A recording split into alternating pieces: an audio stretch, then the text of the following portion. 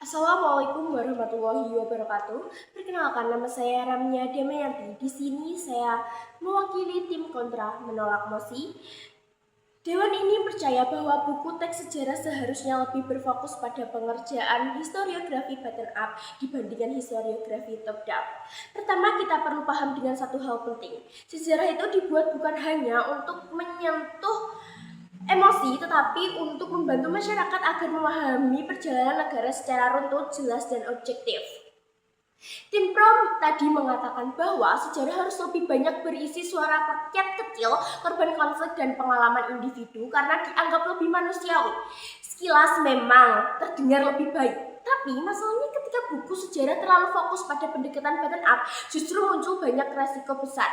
Objektivitas sejarah bisa terkabur, arah pendidikan nasional menjadi tidak jelas, dan sejarah lebih mudah dipolitisasi. Karena itu, kami menolak mosi ini melalui 3 argumen utama. Pertama, buku sejarah bukan alat terapi psikologis masyarakat.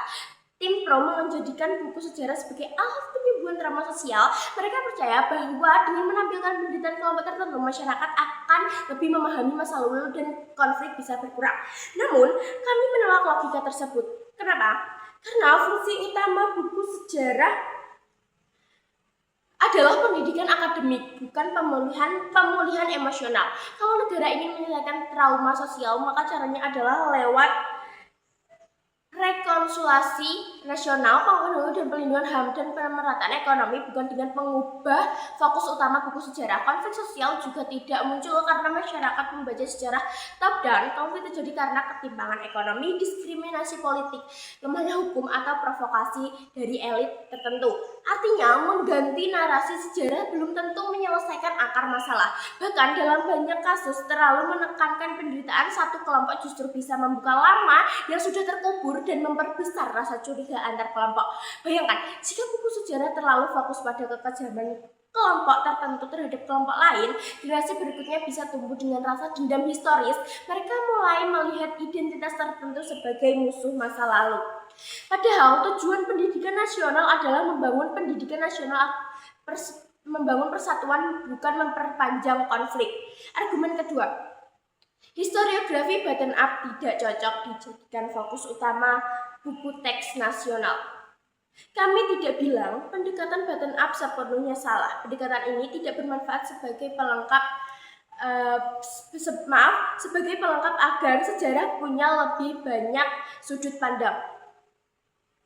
Pendekatan ini tetap bermanfaat sebagai pelengkap agar sejarah punya lebih banyak sudut pandang. Namun, yang kami tolak adalah ketika pendekatan ini dijadikan pusat utama pembelajaran sejarah nasional. Kenapa tidak cocok? Karena buku teks nasional membutuhkan struktur yang jelas dan sistematis agar siswa memahami gambaran besar perjalanan negara.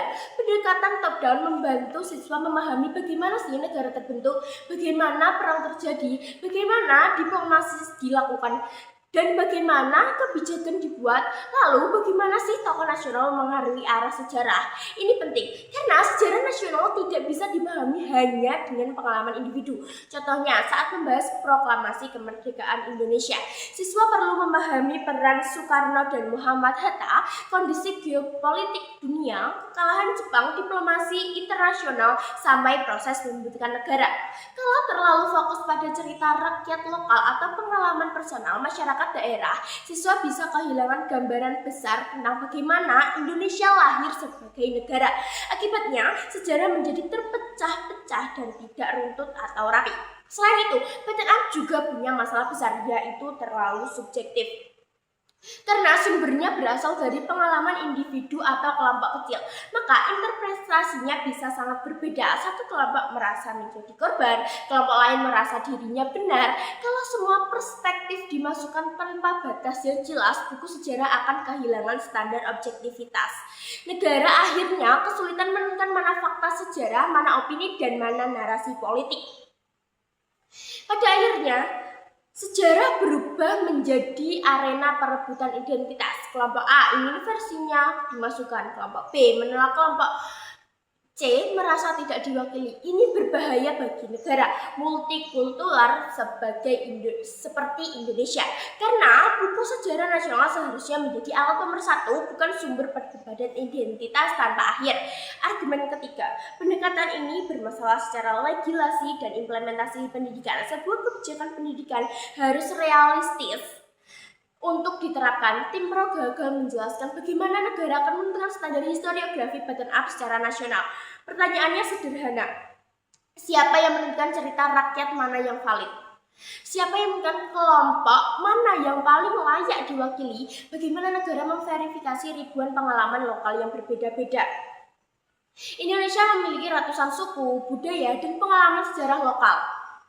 Kalau semuanya ingin dimasukkan ke dalam buku nasional, kurikulum akan menjadi terlalu luas dan sulit distandarisasi. Guru juga akan kesulitan mengajarkan karena materi menjadi tidak konsisten. Selain itu, pendekatan ini membuka peluang manipulasi politik. Pemerintah atau kelompok tertentu bisa menggunakan alasan suara rakyat untuk memasukkan narasi yang menggunakan kelompoknya sendiri. Akhirnya sejarah berubah menjadi alat politik. Padahal salah satu fungsi historiografi top-down adalah menjaga kerangka sejarah nasional tetap stabil dan memiliki standar akademik yang jelas.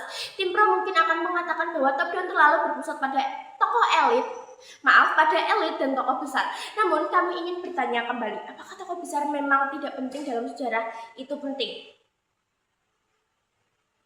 Karena itu, kami percaya historiografi top-down tetap harus menjadi fokus utama buku teks sejarah nasional. Bottom up boleh ada, tetapi sebagai pelengkap, bukan pusat utama pembelajaran sejarah.